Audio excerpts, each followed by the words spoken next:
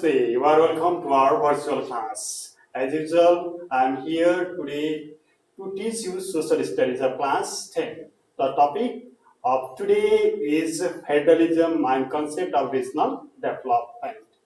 Students, first of all, we should know what federalism is.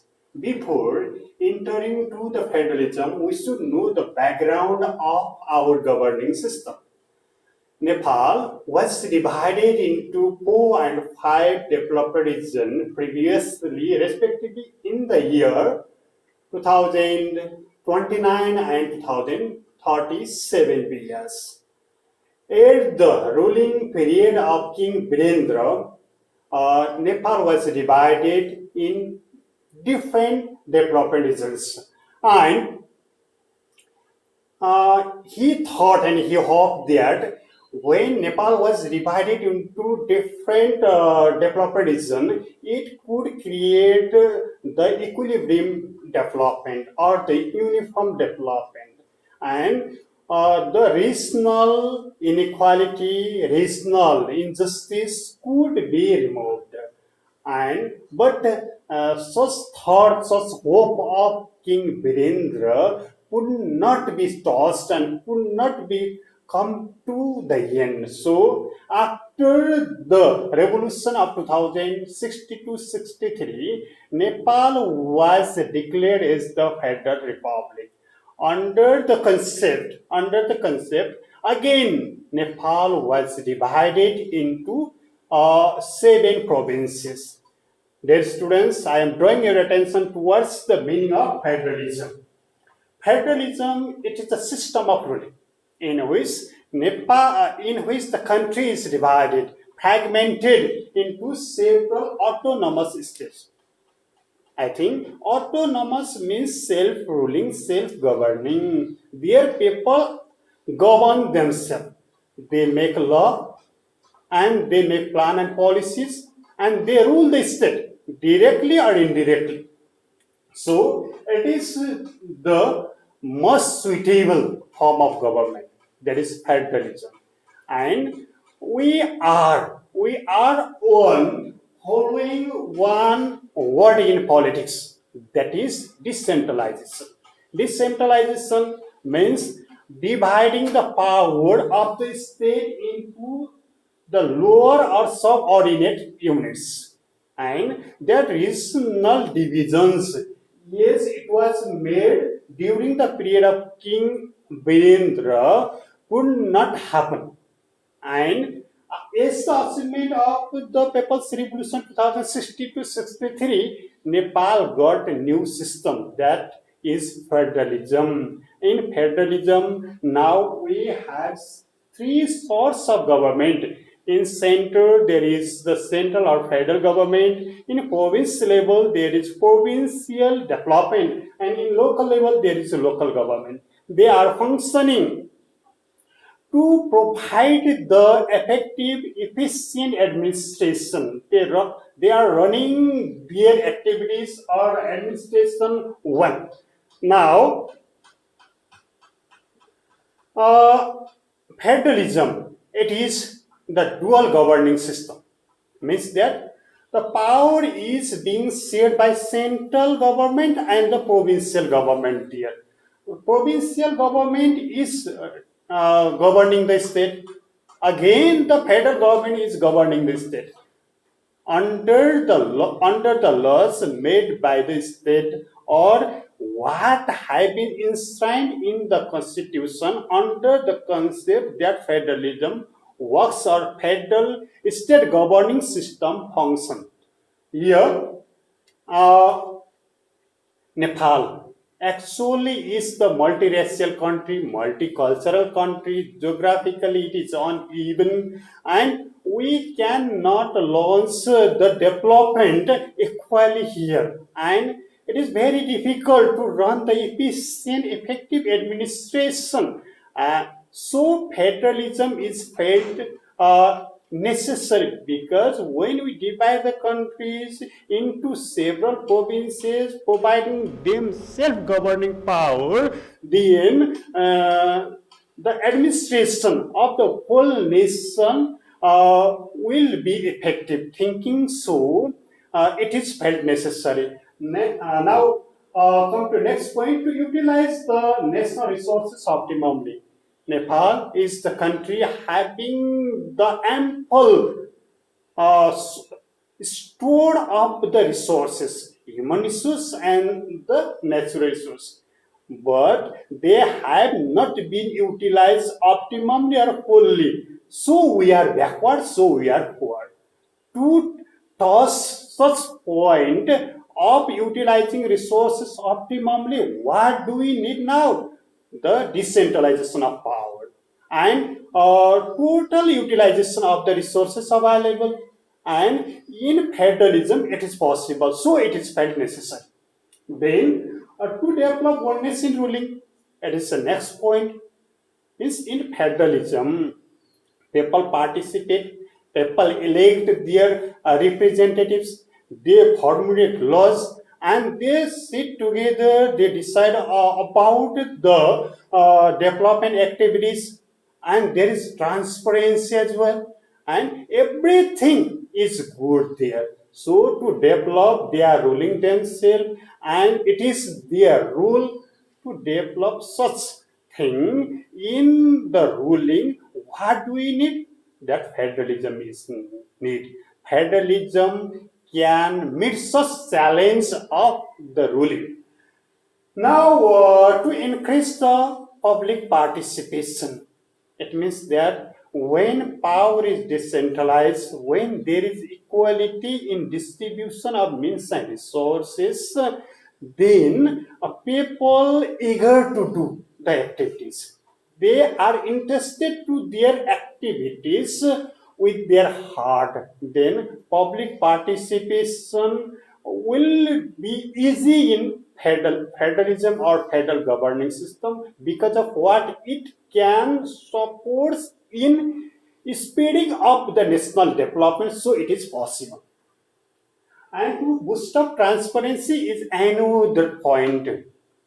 It is the importance of the federalism, means everything is open there, everything is transparent and visible in federalism, means that people take part in development activities from the beginning of collecting the data of the problems to the monitoring of the development activities everywhere, the presence of people. It means that people know each and everything happening in development activities. So there is not any loophole in development activities. There is not any lapses for making corruption or the economic leakage in the activities. To boost up transparency, what do we need especially? That federalism is needed.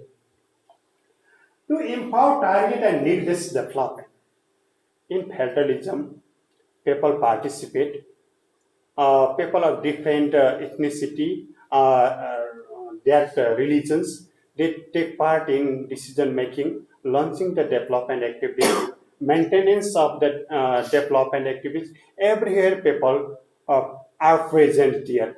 And what is the need of the people under the priority basis? It is none. Because of what?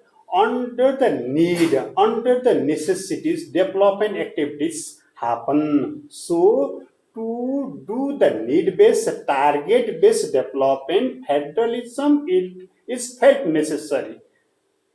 And to manage the economy and development, it is another topic we are discussing under the importance of federalism. And when we do the development activities and their people participate, there is transparency, and development work can be done in time, because of what? The economy can be maintained by the little sources. Vast ones of people can be targeted, so it is felt necessary. What is felt necessary? Means federalism is felt necessary in the country like ours. To empower people in ruling, means that Every time federalism pushes people to be in rule, because when they take part or when they show their total participation, they feel that is their ruling and it empowers people. Everything of the nation can be decided under the vision, under the thought, under the agreement, under the consent of people. So federalism is needed, it is necessary in the country like ours to address unity, equality, and social justice, and to develop unity. We all are equal, and we are from various castes, various religion, various culture, but we are bound by one string of concept, that is the nationality. Nationality will be strengthened only in federalism. That is the concept of the federalism, why we need it. Then I already told you that Nepal was divided into different administrative political units during the historical era or political history of Nepal. In 1965, 13 units were made. In 2018 years, 14 zones and 75 districts were made. In the year 2029, 4 development regions were made. And in 2047 years, 5 development regions were made. Now, as the achievement of People's Revolution mass movement, second mass movement, that we call People's Movement Second, held in 2060 Nepal was again divided into 7 provinces under the doctrine of federalism. We learned it here. Now, we are coming to division of power and function of federal and provincial government. It is the common practice of the world. Actually, I mean to say here is that the sharing of power, division of power in federalism is made in accordance with the existing laws and the provision made in the constitution of the concerned country. But I am here presenting general practice of power sharing, power division between provincial government and the federal government. I already told you students that it is dual governing system. It has two governments, provincial governments and federal governments. How they work? Now look on the screen. Federal government performs the diplomatic work. What does it mean? Diplomatic means when we launch the relation between and among the countries outside ours, that is called diplomatic. Diplomacy is the way of making the relation formal or official relation. In it, federal government agrees the treaty. Federal government sign over the treaties between the countries. Now we are on border disputes, that is of Lipu Lake, Lipuadura and Khalapani. And it is the work of federal government to settle down the dispute, okay, and to send the ambassador, to receive the ambassador, to show the representation in the international forum. The work goes to the side of federal government. And another one is financial policy. Financial means federal government makes budget, that federal government allocates the budget to development activities, and all financial activities of the state that is run by the federal government. Another is the mega projects.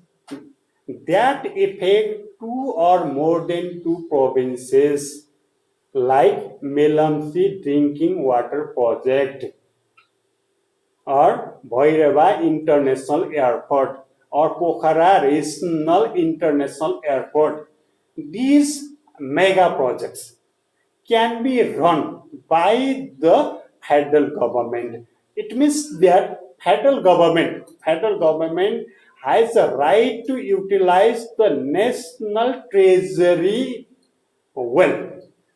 Next, federals, how to govern the state, how to administer the state, that is done by the federal government. It is entrusted to the federal government. Only federal government can do it, not provincial government here. Okay? The coordination means that we have 7 provinces here.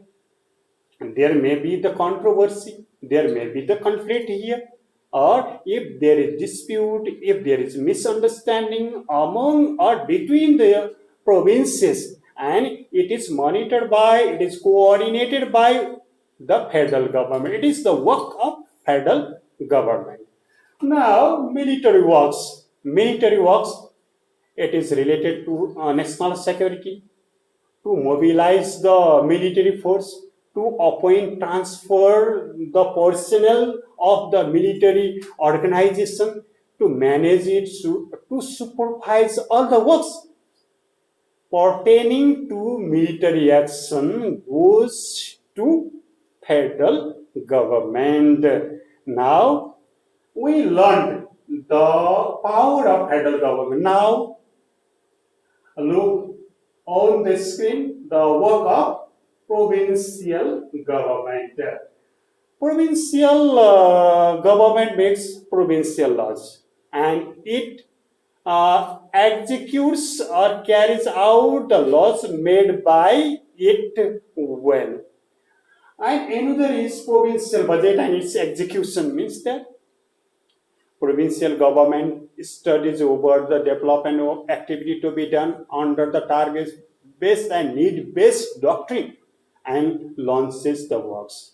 And then how are they going on? They are monitored by the provincial government only within the boundary of the province.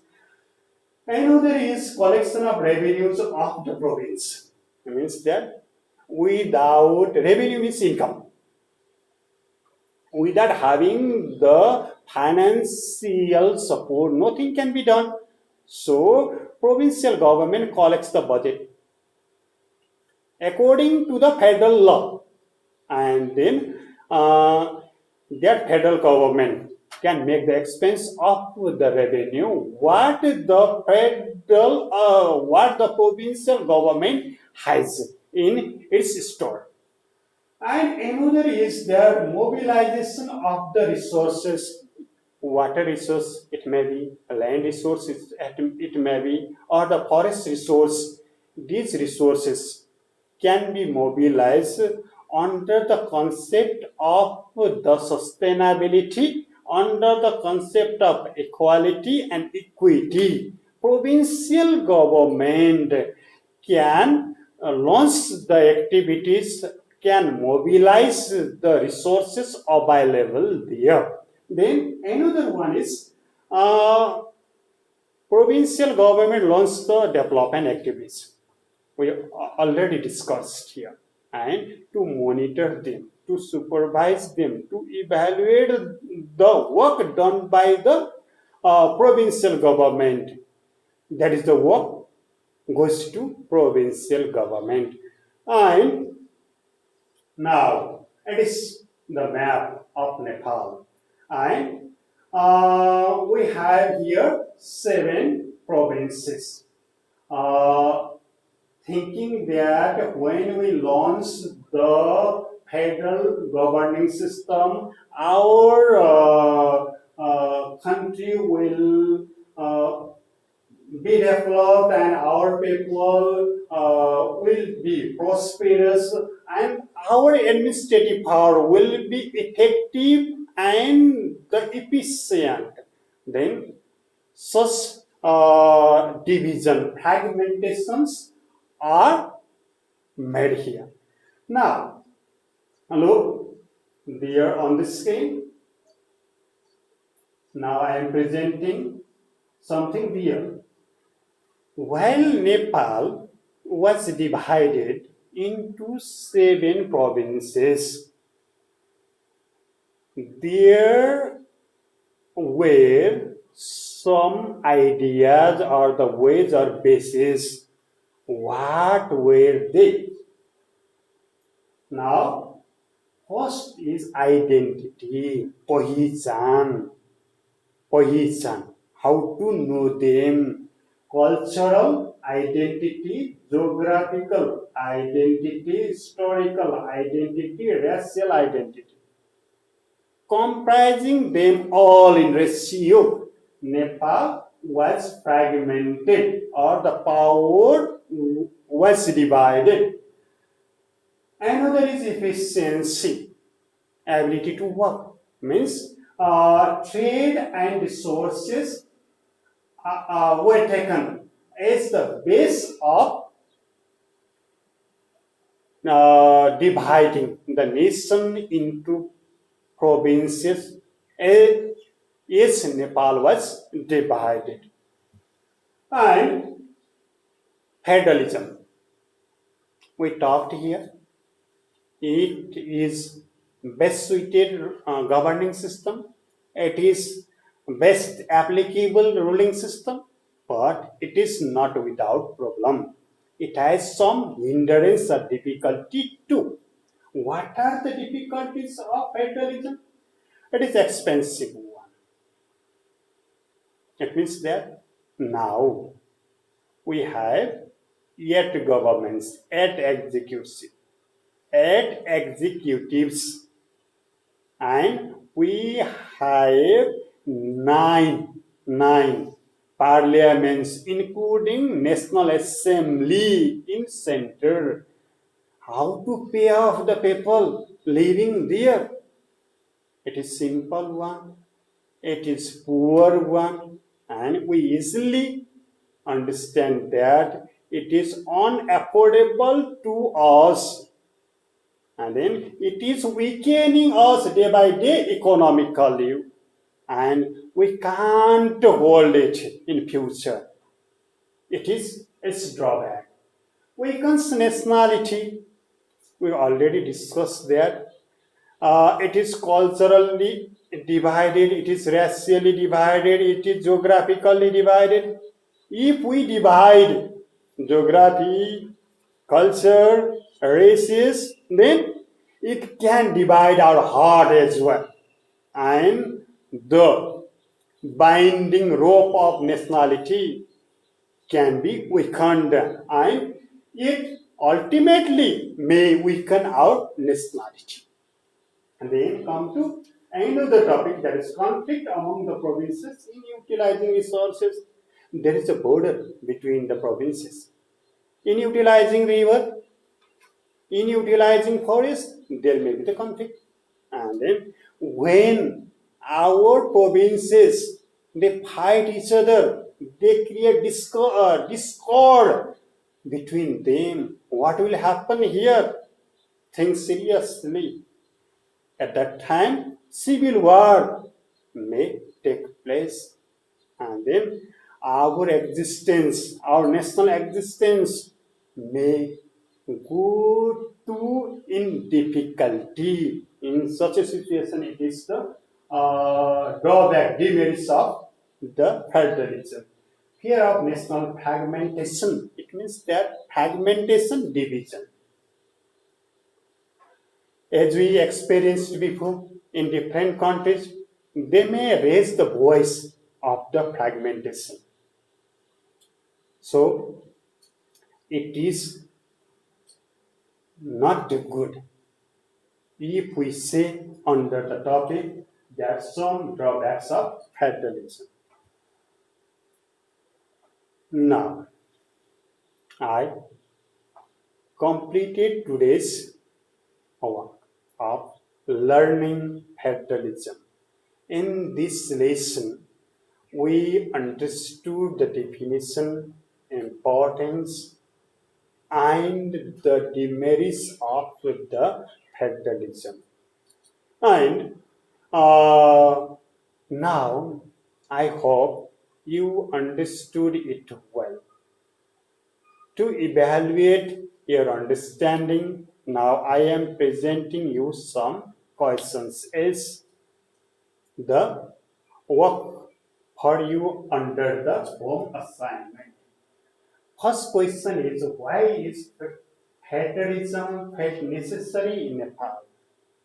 I provided you the points before, and you may go back and then copy them.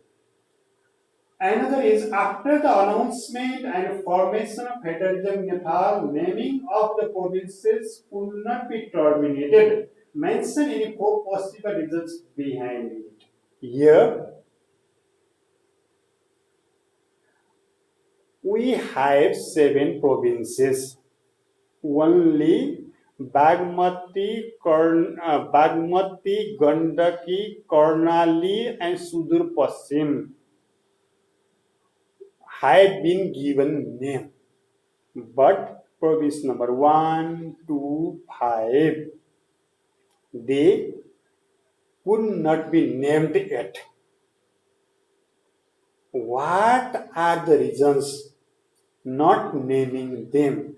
Nepal government, that provincial or the federal government, could not be successful in giving the name.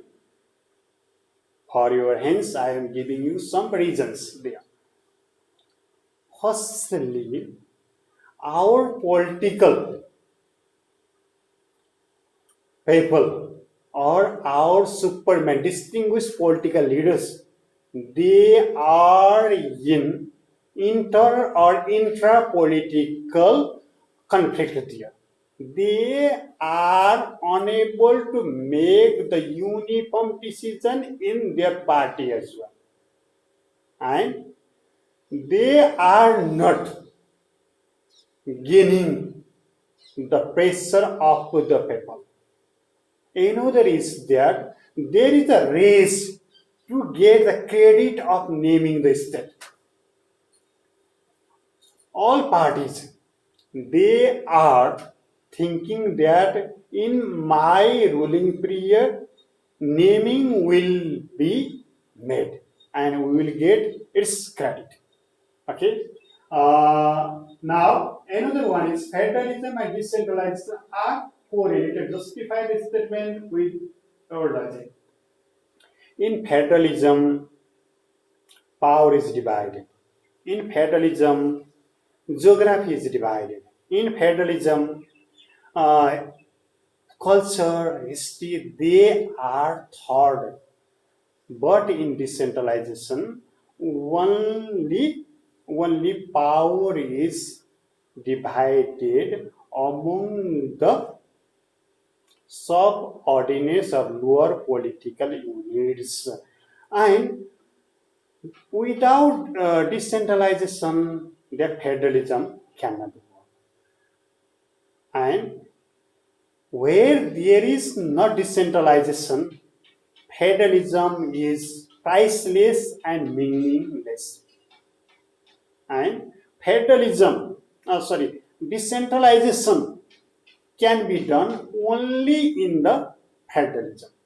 Federalism is the home to decentralization, and decentralization is the supporting agent of the federalism. Now, I ended today's class. I hope you understood it well, and now I am ending my class today. Thank you. Have a good day.